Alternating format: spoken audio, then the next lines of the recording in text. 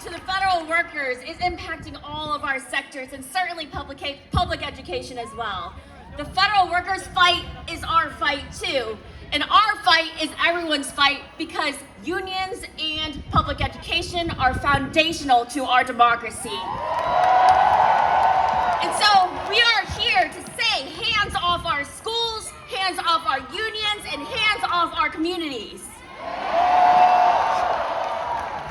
As a teacher and as union leader, we know again that solidarity is how we fight back against the bullies.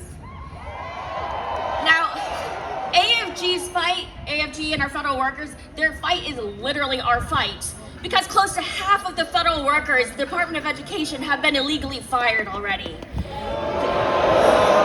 Their supports ranging from helping students to get grants and loans for colleges, ensuring students don't face discrimination, and so much more. But it's not just the workers who are supporting our schools that are getting cut, it's the funding itself. Since January 20th, millions of dollars in grants that were already dispersed have been rescinded and canceled.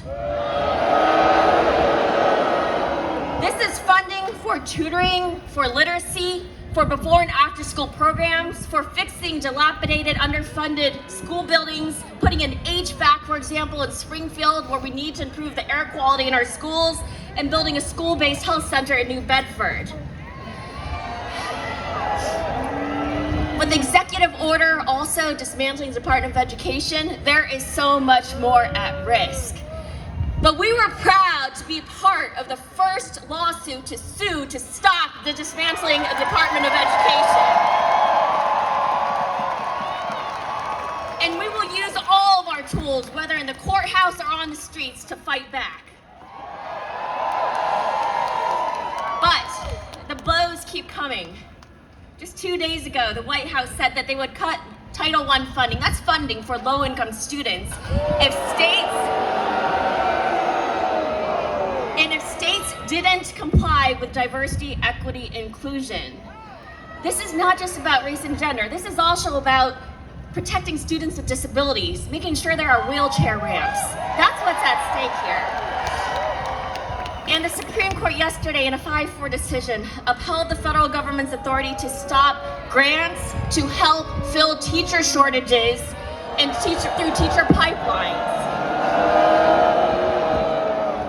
This is all quite simply an abuse of power. Whether it's taking away funding for our schools, our libraries, higher ed research that is literally life-saving research, whether it's Social Security, Medicaid, or stripping workers of collective bargaining, gutting union contracts, illegally detaining and deporting workers like Lalo Zeffirino or Kilmar Abregar Garcia, students like Rumesa Ozturk and Mamil Khalil. It is a clear violation of the rule of law.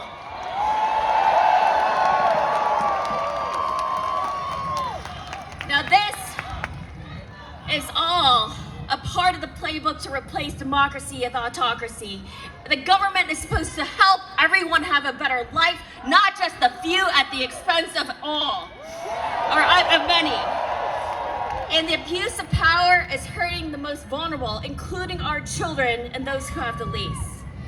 So what we're asking for you today is to continue to show up and continue to have courage. Things will get worse before they get better because authoritarians create chaos and cruelty. And they want us to stay divided, which is why we must stay united in our resistance.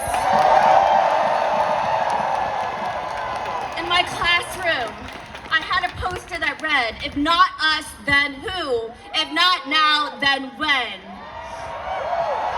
And what we know from history is that justice can prevail when we continue to speak up, speak out, take action, and we must refuse to comply with the abuse of power, or as Tim Snyder says, refuse to obey in advance. Now, you all are here because you're paying attention to what's happening, but 57% of our Americans get their news by accident. They're not reading the news. They aren't paying attention the same way that we are. So as Rich shared, we must continue to organize, reach our friends, our families, our neighbors, people who don't see themselves as activists, and we have to grow our numbers. And for many of you, this may be your first rally, and we are so glad that you are here because we need more first-time activists. Today is not the end, but the beginning. So please get active in your union, form a union, join an organization, stay informed, stay involved, and don't lose hope. Each one of us can inspire another, and that is how we build the movement for democracy.